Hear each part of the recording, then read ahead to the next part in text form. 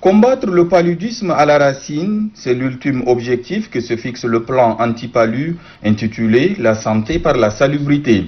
C'est à la lumière de ce document que les échanges ont été menés sous la houlette du ministre d'État, ministre secrétaire général de la présidence de la République, Kalzebe Païme Debe. Décliné par le ministre de la Santé publique et de la Solidarité nationale, Dr Abdoulaye Sabrou Fadoul, ce plan se veut une réponse palpable et pérenne face à la prévalence exponentielle de la maladie cette année. Ce plan qui est à tout point conforme à ce qui nous a été demandé est articulé autour des 4 axes principaux.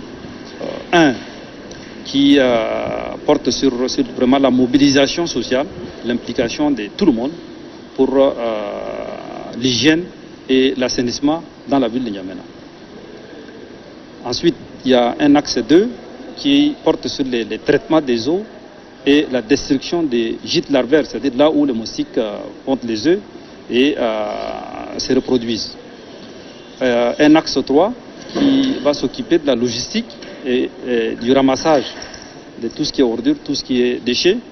Et puis un axe 4 qui va s'occuper de la lutte antivectorielle, c'est-à-dire de la fumigation, la pulvérisation à l'intérieur des domiciles et puis bien évidemment l'épandage aérien.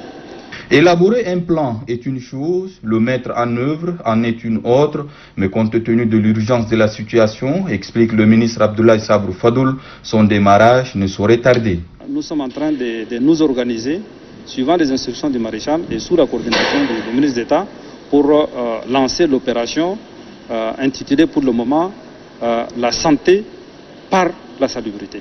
Par cette démarche, le gouvernement veut affronter frontalement cette maladie en ciblant le facteur qui la propage, c'est-à-dire les moustiques. C'est un tournant quand on sait que jusqu'à là, la stratégie du gouvernement et ses partenaires consiste en grande partie à prendre en charge les paludiens et à distribuer les moustiquaires imprégnés. Malgré ces efforts, plus de 3000 personnes meurent chaque année de la malaria au Tchad. Ce nombre, de l'aveu même du ministre de la Santé publique, est en deçà de la réalité.